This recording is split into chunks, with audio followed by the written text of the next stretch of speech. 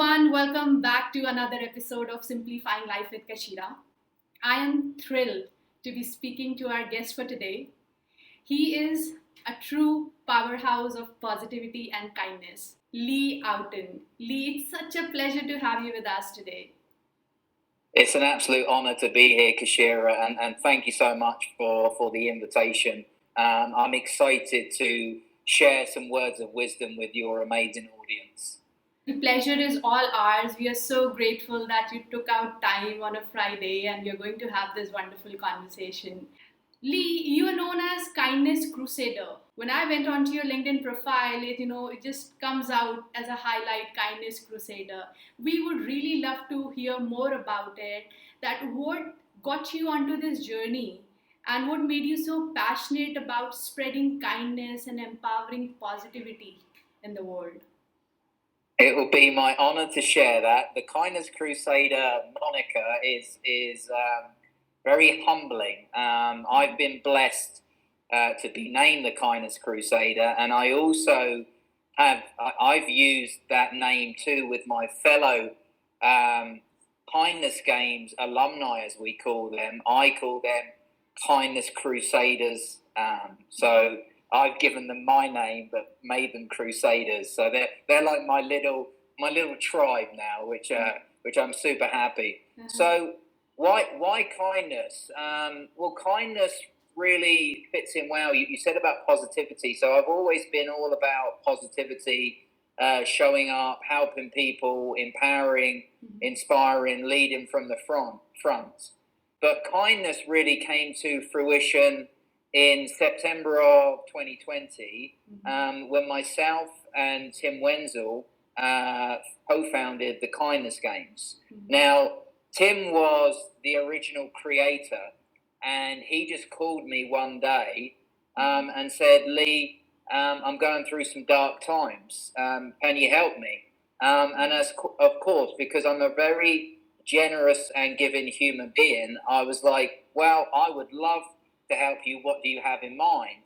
And then that's when he shared about the Kindness Games and said, how's about if we go on a 30-day journey where we compete against each other and we give gratitude, appreciation, and kindness to people who have impacted us in our lives. So it could be parents, it could be sons, daughters, could be friends, could be wives, could be husbands, partners, coaches, teachers, scout leaders, any voluntary support, partners, people that you've had, anybody that really has given you grace and really affected your life. And it could just be something as simple as someone bought you a coffee one day and that really touched you with generosity. So kindness is really easy, but a lot of people do find it difficult, which baffles me. But we've gone on this mission now to really try and help people. And it's not about, we're not the enforcers of kindness, and we don't own kindness, but what we're trying to do is make humans and people curious about kindness and make them understand where kindness should be fitting into their daily routine to help their emotional well-being as they navigate day-to-day life. Wow, that's something interesting. So how many days of journey you are on right now? Like how many days are through? Oh God, how many have I done now? I mean, you're talking probably, I might be into the thousands now, because what I do is, I mean, for me, it's called the Kindness Games, but being kind is my life. I live the kindness and positivity lifestyle mantra. That's who I am. So whilst I'm happy to share the number with you, it's not about the number and it's not about the competition. It's about the lifestyle and the transformational journey that it takes you on. Because what kindness has become for me, it's become a daily habit where I literally strive every single day to help at least one person. I will look for someone that's suffering, that's in trouble, who is challenged, and just something, again, like buying them a coffee, or the kindness games, we have our own merchandise store. So a lot of times I will just randomly pick a person and I'll message them and say, do you like to drink coffee or do you like to wear hats? And they're like, oh, that's a weird question. And then I say, well, I want to know whether to send you a kindness games mug or a kindness games cap. So then they answer back, and then I send them. I mean, for me, money's nothing. Again, it's about the gesture. So I don't care about paying for things out of my own pocket to help someone else, because I know that when someone sees or receives that gift, they will be enveloped with massive happiness and kind of euphoric emotion. And that's what I want to give them. And because I then know that I've helped one person, I also know that that person is probably going to help someone within their ecosystem, because they then feel great, they're then positive, and if they were down, I've just helped them navigate through their day. And that's what I love to do. So for me, it's just literally just choosing one person, and a lot of times it's random strangers. And for example, like on LinkedIn, I've amassed 20 of thousands of followers now, and I just speak to everybody. Like, if, for example, if you connect with me, I want to speak to you. It baffles me if somebody just wants to connect with you and they just reply back likewise. I'm just like, well, that you're missing the point of what LinkedIn is. LinkedIn is a networking platform. And also, if you think about it, with it being a business platform too, because of a lot of the connections that I've got, I've been able to monetize through my businesses, my security business that I work for, and also through the kindness games and other companies that I'm allies to or support partners. I just love to think outside the box, always thinking big, always leaning into positivity, and always looking to help just that one person. Wow. That's something really amazing. And I so much agree with you on the power of networking we can leverage from LinkedIn or from in any such networking platform. I think it's all about taking that one step ahead and reaching out.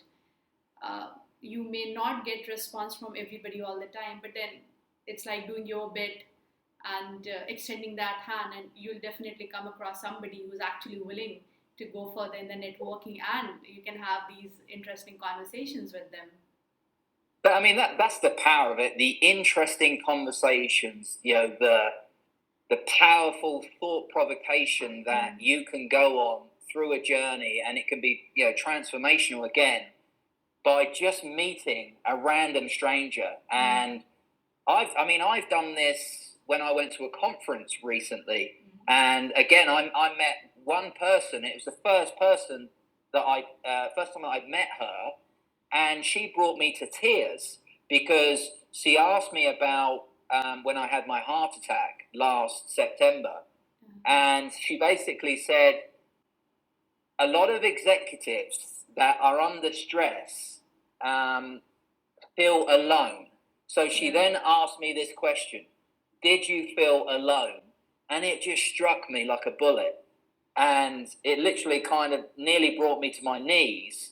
And I was so emotional because even though I had a loving wife, a magical family, so many friends, and everybody, loves me, and they were there really supportive, but they weren't going through what I was going through, right? It was me as an individual that was going through that heart attack. So quite rightly, yes, I was alone. And that was the feeling. So, but the power of that is that one woman enabled me to go on an emotional journey, and I needed that. I needed that conversation, and I gave her a big hug afterwards. She probably, like at the time, she might have gone, "Wow, this is a bit, weird," but since then we've become friends, and she's actually come on the human side of security podcast that myself, Tim, and Pelham do. So it just shows to you by doing this networking through LinkedIn, you can amass such a huge tribe, a massive community, new friends, professional connections, people that you can do business with. For example, just like us, the conversation that we're having now.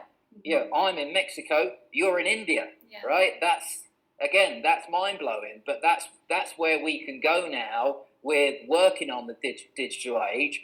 But the whole point of it is you have to take that leap of faith with someone. There is an element of trust, and yes, it can be dangerous because there are some nefarious actors out there. There are some strange people. But if you are going to get into a conversation with someone that you don't know, maybe do some background checks on them, and you can do that all open source. Try and dive into their Facebook, Instagram, things like that, and see what kind of person they are. And if they're the kind of person that you'd like to have a conversation with, then then do it. That's what I say. Just really take that leap of faith and go on a journey with each other. And believe you me, some really magical things will happen. This is something which I keep telling people exactly the same, that this is a magical journey. We just need to take that leap of faith, as you said. So, picking from what you just said, Lee, it's surprising that this is something which I'm hearing from somebody else as well, because it keeps running in my mind.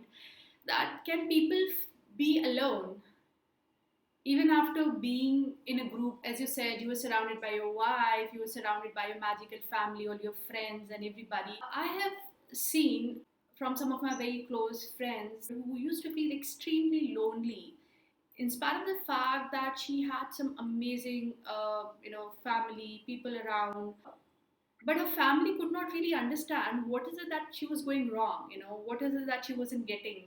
And the problem is, like, when you're going on this journey, when you are not able to understand what is wrong with your own self, or what is it that is making you feel lonely, it is confusing for everybody else. And not every family comes out that strong to be able to support you in such stages. They might be there for some time, but after some time, everybody has their own work.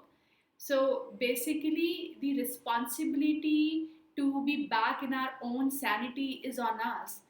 What do you think about it, that if people are actually feeling lonely in spite of being in the group, what can they really do, or how can they introspect that they can get the answers that, okay, this is something, if I do, maybe I can come out of this? Yeah, it's amazing. I mean, every human has their demons, right? Every human on the planet has challenges and troubles. Even the most successful of people, even people like me that are extremely positive every single day, I have my challenges.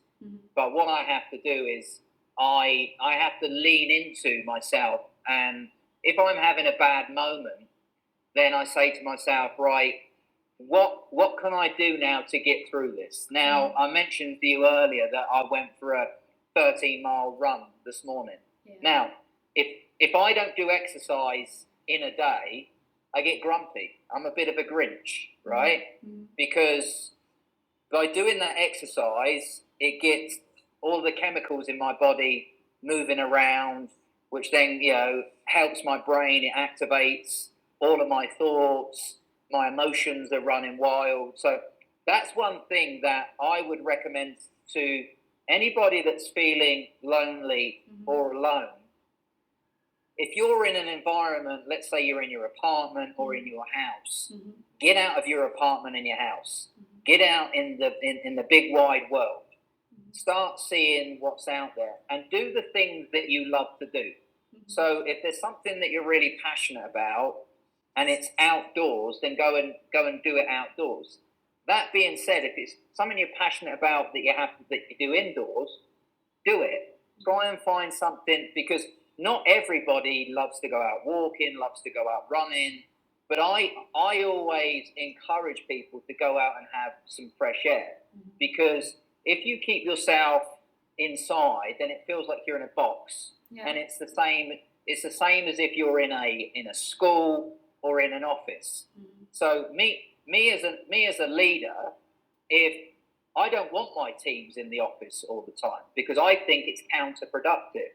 I would rather them do an hour in the office, go outside for some fresh air, go and do some things, even if they want to go and work outside, go and do it. Take your laptops, take your phones, go and do it outside. Come back in the office when you want to do. And it's the same with home office. Mm-hmm. I'm a proponent of home office too, and I say as long as you can get things done, mm-hmm. then that's cool. Just go do it. Yeah. But the alone factor, there is no magical cure to stop you from being alone. You will always have some sense of it. It will always spring into your mind. But what you've got to do is build in habits, mm-hmm. start placing foundations, so that when that emotion does creep in, mm-hmm. how do you work through it? What is the journey that you need to do? Because like me, if I have a negative thought, or if I have a bad moment, mm-hmm. I can literally work through it in 5 minutes. Mm-hmm. If I'm challenged by someone, if someone triggers me, if there's a flashpoint, someone wants to argue with me, someone wants to debate with me. Debates are healthy. I love debates. Mm-hmm. But if someone wants to argue with me, I bring myself out of that situation, mm-hmm. and try and move away. Mm-hmm. And if that person still wants to argue or have a conversation, it'll be like, right, let's come back to this later. Mm-hmm. So there are lots of things, advices, little tips, snippets that you can do.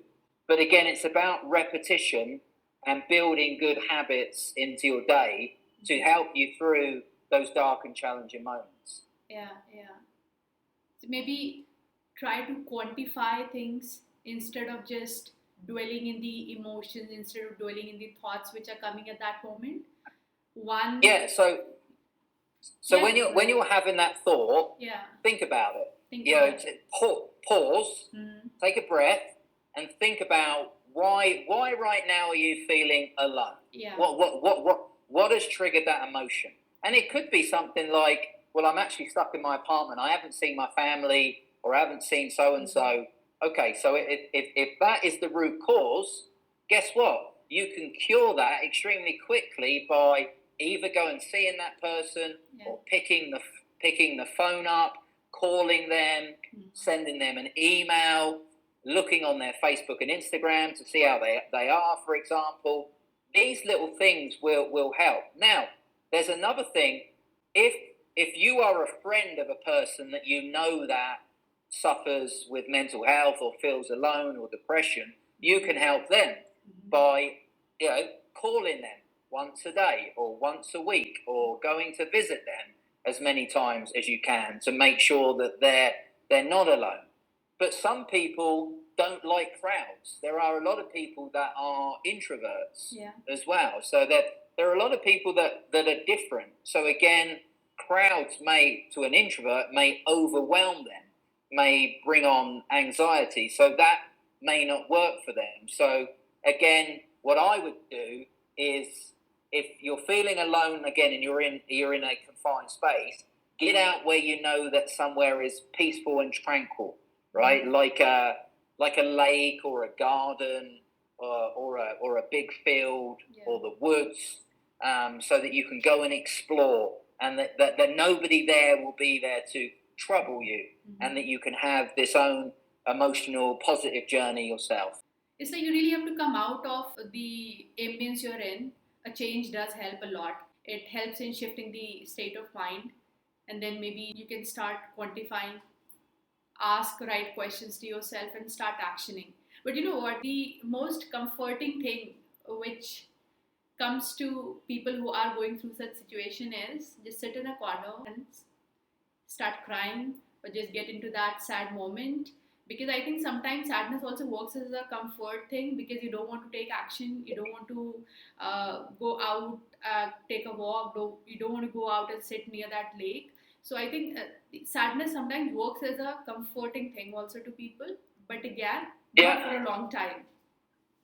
Yeah, I mean, I always say to people that crying's a good thing. Mm-hmm. if you need to cry and need to be emotional, then again, it's the process that you need to follow. Yeah.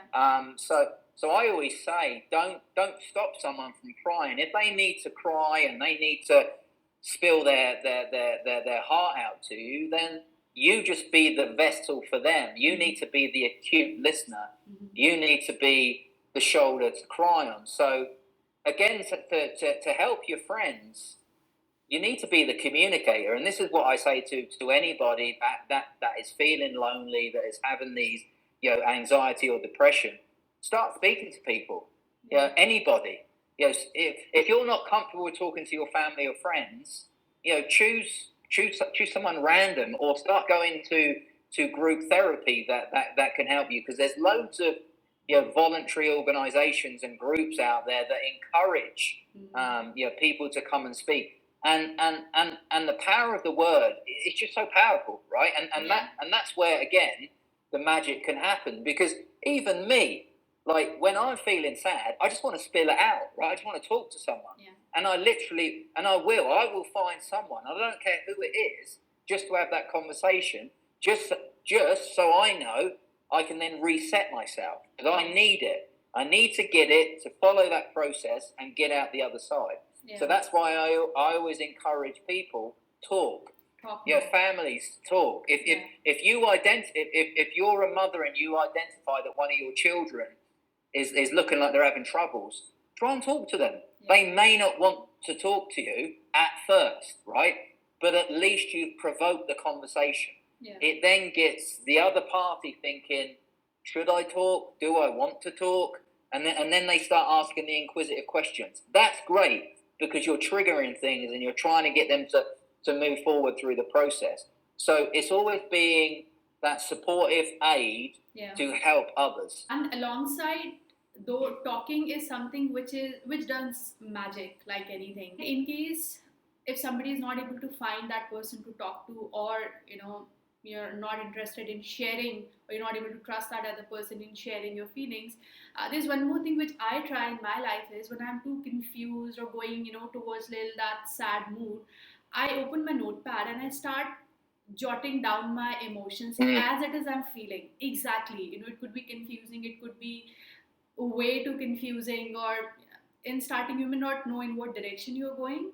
But when I start writing it, and by the end I feel a lot relieved, and when it goes on the paper, it gives more clarity to, okay, that this is somewhere where I'm stuck, or maybe this is something which I need to do. So that is also something which people can actually look at and try, in case you're not able to find somebody to talk to. So talking, definitely, it's the must thing. If you're able to find somebody, just go out, went out, say it out, and you'll feel very light. But in case not, go ahead and write something in your own notepad. Yeah, no, and that is a beautiful recommendation too. Whilst I'm a huge advocate of the conversation, because I believe in the power of the emotions that are just running wild. But also, if you are that person that needs to write something down, that is extremely helpful, because you can then start having a very concise roadmap of what is going on every single day. And again, if you're writing it down, it's then tangible data for you to reference. And that's good, because you can try and get through it yourself, or you can even share those notes maybe as you move down with someone that you trust, and say, look, on Monday I was feeling like this and I went through this. Tuesday I was great. Wednesday I went through it again. And then what I always say is, when you start talking and you start sharing that other person may be able to identify things that you can't see, right? So he or she could then say to you, well, why did you feel bad on Wednesday? And then they go like, well, I don't know why. Well, what did you do different on Wednesday than what that you usually do? Like, dragging questions. And then what will happening is, you can then see the magic happening again. You will get to the root cause. It may take a little bit of time. It may take multiple questions. It could even be a conversation of hours, but it is well worth it because of the results that will come out on the other end. And how such small things can make such a remarkable difference in our lives, it's invaluable. I want to understand from you, when people talk about positivity, they talk about kindness and being positive. Do you think, as a human being, is it possible to be positive all the time? People do go through different emotions, but it just a different way of attending to emotions. Maybe somebody who's more inclined towards positivity or is more strong mentally will be able to attend to it in a more constructive way than a person who is less inclined or less strong mentally. But do you think, people go through not so positive times and they really just give it in and they'll be like, oh no, it's not working, and that negativity takes over? Have you come across any such thing in latest past? Maybe if you could Yeah, I mean, share. I'm an anomaly because I've been through such atrocities and challenges in my life, but I've always looked at everything positive, right? I've like, and this is because I can hear your audience going, oh yeah, whatever. But look, you will have negative moments that'll always flow into your life, but if you set your foundation of positivity, that's when the positivity will attack the negativity, right? And allow you to move through things.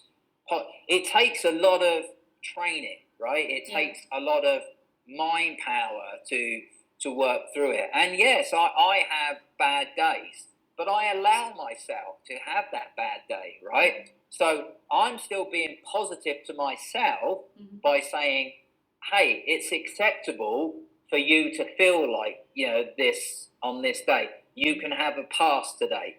Tomorrow, we'll reset and we'll keep going forward. So there's many ways that you can understand this better, because everybody wants to put positivity in this box, negativity in this box, right? Even when you're being positive, you can be very forward, very constructive, very concise. Even you can be abrupt with someone, but you can still be positive through it, right? It's like kindness. Kindness always gets confused with being nice, and they don't really understand the difference of it.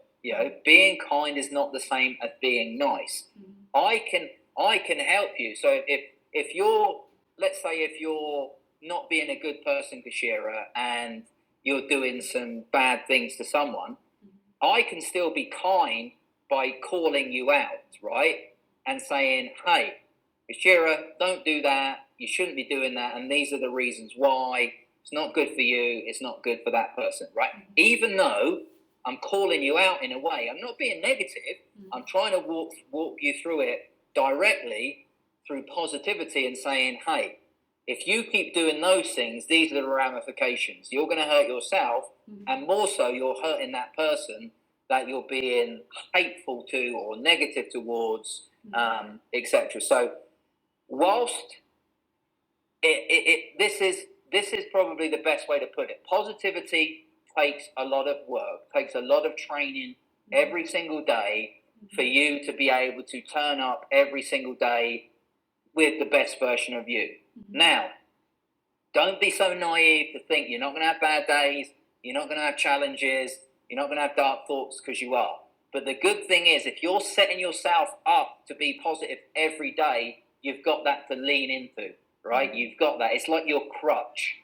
And I guarantee you, like literally through life, you'll never have a full bad day, right? Your day may stay off bad, but because you've accumulated all this positivity, it comes in, it keeps rushing in, right? It's always it's questioning me. It's like, Lee, do you think you should be saying that? Do you think you should be doing that? Come on, let's lift yourself up. Because sometimes through words, people may trigger me, I'm super inquisitive. I like to learn, so I would then maybe wait till I calm down a little bit and my emotions have got to a calm level, and I'll either pick up the phone, or I'll message that person, or I'll go and see that person and say, hey, I just want to let you know you said something earlier and it triggered me. Yeah. And it triggered me for these reasons. Now, I don't think that you said it to me in a bad way or you meant to upset me, but I want to dig a little bit deeper. Would you be willing to have this conversation with me? Now, if you position it like that with most people on the planet, they will do. They'll have a conversation with you. Yeah, you will get the odd ones that say no, but that's because they're scared of having that conversation. They're they're not being adult enough where you are applying wisdom and maturity in the moment, and they're not. So I always encourage that too. So yeah, lots of things that you could pick out from that, right? Absolutely. And talking about a bad day or a negative day, it's like it happened with me recently, I think last week. So usually when I wake up, I'm like all charged up, positive, looking forward to a lot of things. That okay, this is what I have to do, this is blah blah blah. My yogas, my my food, my going out, all the things. And that makes me excited to get up in the morning. That one day I woke up and I wasn't feeling good. I mean, I was all okay in my health, everything was good, but I wasn't liking something, and I had no idea what is it that I'm not liking. And whole day I kept on, just thinking something, and I wasn't coming out of my bed. I was just there. I just felt like, just I'll just sink in my bed so that I don't have to face anyone. I don't have to talk to anyone. And you won't believe, Lee, my entire day went like that to the extent, and I later I realized that I allowed that negativity to take over me. I didn't change my state of mind. I didn't get up. I didn't break that continuity of negativity which was going on. And it happened to the extent that I had to message my work that I'm sick, I'm not working today, all of those things. But I didn't get out from my bed whole day. My cook came, she did her work, and I was right there. And I don't know what was messing up, but there was something which I wasn't liking. But by the end of the day, somehow, I decided, okay, this is enough and I need to get up. And the only thing which I had to do was I had to set my mind that I have to break this now.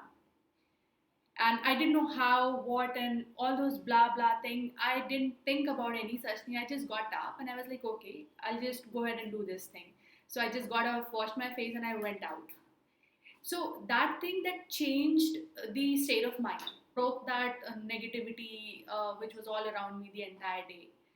And then I did one thing. It was like I just got out of my bed, and then I got out of my house. So all these small steps, it started kind of changing my state of mind, and it started bringing me back to the positive world.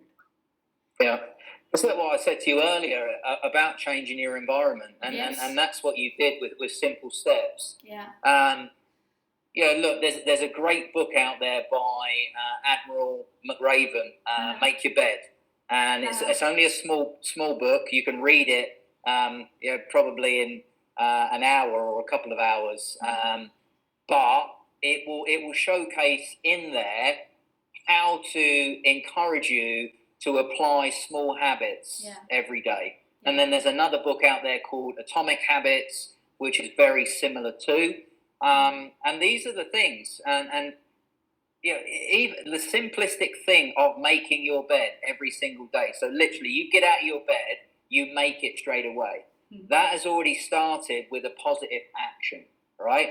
That's triggering things in your mind. Again, the chemicals start moving around, and it's like, right, I've already succeeded in my day. I've done one successful thing, and then that will lead to other things. What I always encourage people to do too is any of the heavy lifting requirements that you need to do in your day, try and do them in the morning, right? Mm-hmm. Don't wait until the afternoon. If you wait until the afternoon, then that's probably when you will fail. Mm-hmm. You will procrastinate, you will put it to the next day and the next day and so on. So I always say, try and do the things that require big thinking, big effort in the mornings, and then the rest of the day you can kind of cruise through your day. And I guarantee if you keep repeating that every single day, then these habits will become natural to you. You'll start enveloping yourself with positivity. You'll become a healthier person. You'll become a better human. You will start to look to help others. You will share with others the habits that you've created. So again, it's a big ecosystem, a bit like the butterfly effect too, where it starts here and then it's everywhere. It spreads. So that for me, it's about positive repetition. Just keep going. And achieving a small habit in the morning, it sets the pace for you to run through the day. So absolutely, yeah, that is really important. And if you're not doing it in the morning, you'll be in that gloomy state. So it's always important, just get up and do that one activity which can give you that feeling of accomplishment to move ahead in the day. Recognize those milestones. Even things like, right, if you're a husband or a wife and you make coffee or you make tea for your partner every day, recognize that as an accomplishment or a milestone every day. You're doing that, right? It's an objective that you're completing every single day. I know it sounds like madness, but it's not, because you're actually making an effort. Also, there is an emotion linked with it too, because you're doing that through kindness because you love that person, right? You want to do something caring for them. So actually, you're getting a 2 for 1. You're not. It's not just a physical act; it's an emotional act too. So people need to start understanding and recognizing these small things that they do in life are actually success points. Absolutely. And again, all it takes is just for you to understand it or listen to someone like me that's going to tell you something really basic that you already knew, but you just weren't looking in the right place. Yeah. That's so true. Superb. And that is actually bringing in a lot of positivity. Talking about these things is bringing in a lot of positivity. This is something really wonderful. Lee, take us back to your childhood. Did you always have this mindset, or it grew over the years? How were you in formative years? Yeah, so I had the most fantastic parents on the planet. I may be biased. I love my mother and father. They're absolutely astonishing human beings, and they actually put me on this path. As a kid, my childhood, I was extremely outgoing, very inquisitive. I had this adventurer mindset. I always wanted to be outside. I always wanted to be with friends. I always wanted to be exploring. I was super inquisitive. Look, hey, I won't. Maybe I was a naughty boy from time to time, like any children. But I'd like to think that I was a very good kid, and I always tried my best. And I think that I was given that framework from my parents, because it was like, respect your elders. You must speak to people in a certain way. Behave when you're in public, etc. When you're at home, you can be more of yourself and run wild, if that's the case.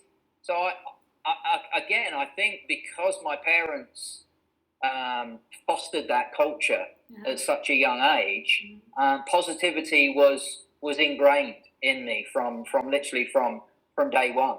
And it's highly probable that the reason I am the person I am today is because of my parents. Yes, I have tweaked things, added things as I've moved on in life, and found things on my global travel, which then I've taken into the way that I adopt myself on a day-to-day basis. But the grounding and the foundation was set by my parents. And I'm very lucky and very honoured that I had those two, and I still have them in my life today, and they are still such a positive support network to me. So that was my childhood in a nutshell. God bless your parents, because definitely they've done some amazing job, that they have ingrained that positivity in the culture, which is really important for a kid growing up. Our world starts from a family. If you do not have that kind of a positive environment around, it could really take a big toll on people's mental health. And I'm coming from, especially for the kids who have not had good childhood, for some or other reasons, they have lived in a very negative atmosphere until they were in their adulthood, wherein they are by their own, and now they have to set up their lives. So it's then that they start to learn things, that okay, we could work on the positivity, manifest things. So many things to learn about, to move towards a positive world. Do you think, is there anything we could advise people who are coming from such backgrounds to, so that they can still hold the ground very strong, that okay, things may not have been nice in the childhood, but from now on I can actually go ahead Yeah, and make it better for myself? it's a beautiful question. There's always hope. The biggest piece of advice I can give to those boys and girls, men and women that come from broken homes, Mm-hmm. that have maybe gone through kind of emotional and physical trauma, Mm-hmm. as you get into your adult lives, is try and put yourself around Mm-hmm. good people that want to give, that have positive mindsets, that will help you, try and break free of the shackled lifestyle, the traumatic events that have pushed you into these dark places. There's many people like me out there that is always willing, to give a helping hand, a shoulder to cry on, some share some resources that will get them through, help them look to find jobs, and things like that. I can't fix everybody, and I'm not going to lie and say that I can commit to that. But I do love to help people, and the biggest thing that they can have is please keep applying hope and know that there is a better life ahead for you. Yeah, absolutely. I'm sure all the people will find a lot of wisdom from your encouraging words, and it will help them in moving ahead in life. That actually brings me to another interesting question for you. So, you're an entrepreneur, right? You have your own company, right? Yeah, so the Kindness Games is my company, and I still own some other security companies as well, Okay, yes. lovely, lovely. Coming back to entrepreneurship, I want to understand, sometimes kindness can actually be seen as, can be misunderstood and seen as weakness.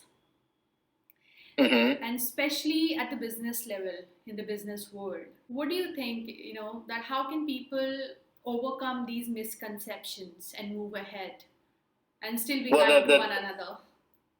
the people that identify kindness as weakness don't understand it. That's the problem. And look, again, not being naive, there are some times and in some environments and in some places where, I wouldn't say kindness will be deemed as a weakness, but maybe it wouldn't be the best form, to use it in that environment or on that occasion. Um, I can even tell you is that even when I was in the army, that I was still kind, even though I was doing some things that, you're probably not proud of, and but at the time you did it for a specific reason, and which you thought was the correct thing to do. I would be very careful with people who identify kindness as a weakness, and I would ask the questions as, well, why? Why do you think it is? And I'd like to think that the voyage that I'm going on now is that I'm breaking down that stigma.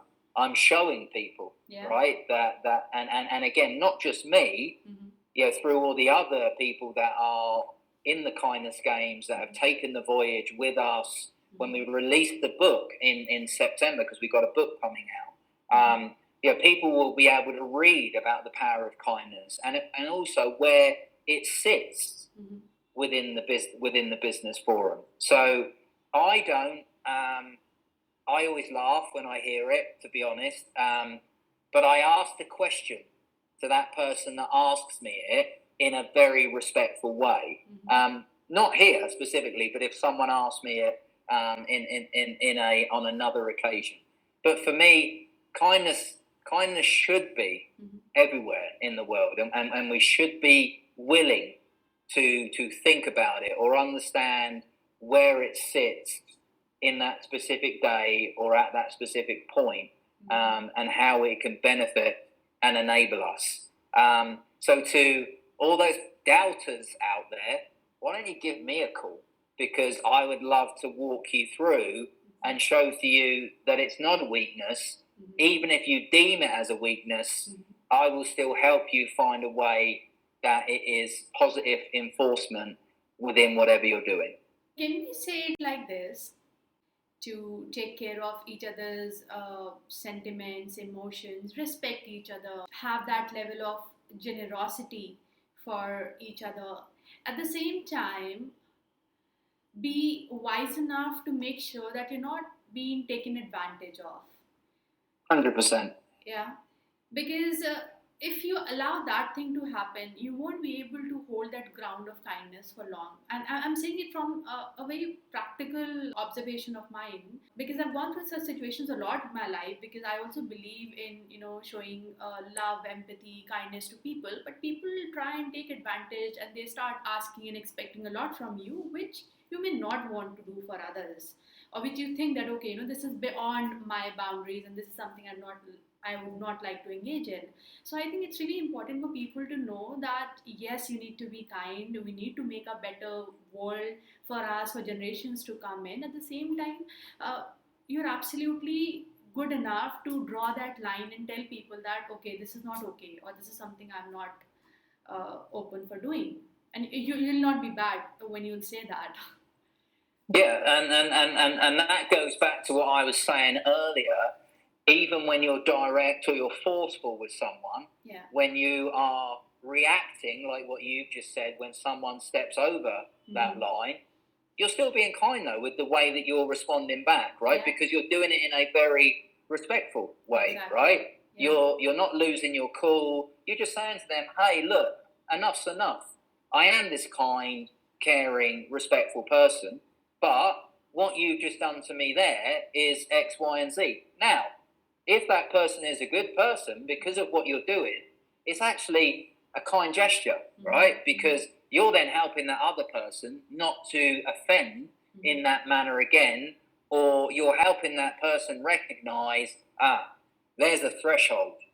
I should not have even gone to that limit, and I now know where I should be operating. Because, and so this is where I'm trying to throw it out there to doubters, and even when you are responding back to someone with negativity towards you or hatred, whatever, you can still be kind in your response. But you are so perfect. The way you put it is, yes, there are the fine lines, there is a boundary, and you should know that never overstep that line. So if you are a kindness crusader yourself, you should know, right, hey, I can be kind all the way through here, but I also have to recognize, like what we're saying, is that there are humans on this planet that recognize it as a weakness and will use it as a tool of manipulation against us. Yeah, well said. You are the person who has been taken advantage, or somebody else who starts expecting. Both the people should know that if somebody is nice, it doesn't mean that you can just ask them the world, because that's not happening. It's about conditioning your mind. And the more that you condition your mind and feed your brain of education and awareness around you, then you'll start to identify and recognize a lot better. Yeah. So you will start having all of these mechanisms to be able to support you when you are going through these daily interactions. And again, that's what I do. That's what myself and Tim do, and the others. We try to teach people this is the lifestyle that we lead, and this is the process that we follow. And we believe if you adopt it, then you can have this whole holistic way of living as you move forward. Yeah, that's something really valuable. And as we conclude our conversation, could you share some practical tips or advice for people who are willing to be more kind to one another and want to, embrace positivity? Some habits which they can add in their daily schedule. Yeah, don't be crazy like me and get up at 5 a.m. every day and go running. Hey, look, this is the way that I'll frame it. Everybody is different. but for me, it's about building a positive regimen into your life. Getting up at 5 a.m. every day works for me. I would say to the majority of people is try and get up as early as possible. Make your bed as soon as you do. Put some kind of smart clothes on that make you feel good. Try and do that, because these are positive enforcements that will help you. Breakfast, try and eat breakfast every single day at a specific time. Set a schedule. These are the small steps. If you're married, if you have a partner, tell your loved one that you love them. Right? If you have kids, try and do something for your kids early. Again, even if it's something as small as giving them a kiss, giving them a hug, telling them how proud you are of them. These are all positive interactions and engagement which are going to create atomic habits. And again, if you do all of these first thing in the morning, it then creates this beautiful flow as you move through the day, because you've set up right from the beginning. As soon as you've opened up your mind, positive thoughts are entering yourself. And also, on the flip side, when you go to bed, try and go to bed positively too. Try not to take an argument to your sleep, a bad thought to your sleep. Try and clear your mind so that you can have a good night's sleep. So again, you're creating this regimen all the way through a very succinct process, which again has got all of these foundations all through, so that if you do trip through the day, it'll help pick you up, because you've already built that sustainability into your ecosystem. Yeah. These are so powerful and simple habits, something which anybody can easily add it in their daily schedule.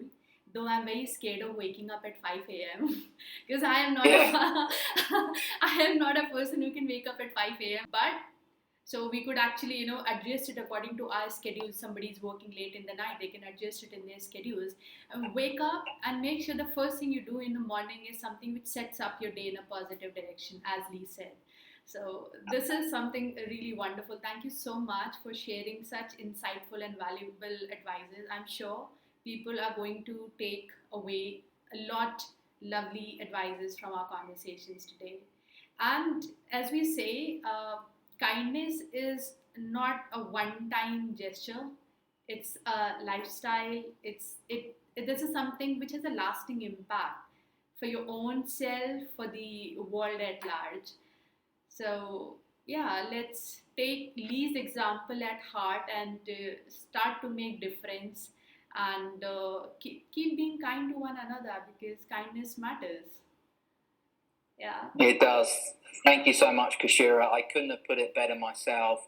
Thanks to you. I hope that the audience has had an amazing time today. For those of you out there, if you want to know more, please don't hesitate to reach out to me.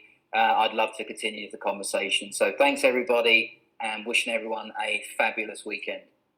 Perfect. Thank you so much, everyone. Have a lovely weekend. Take care.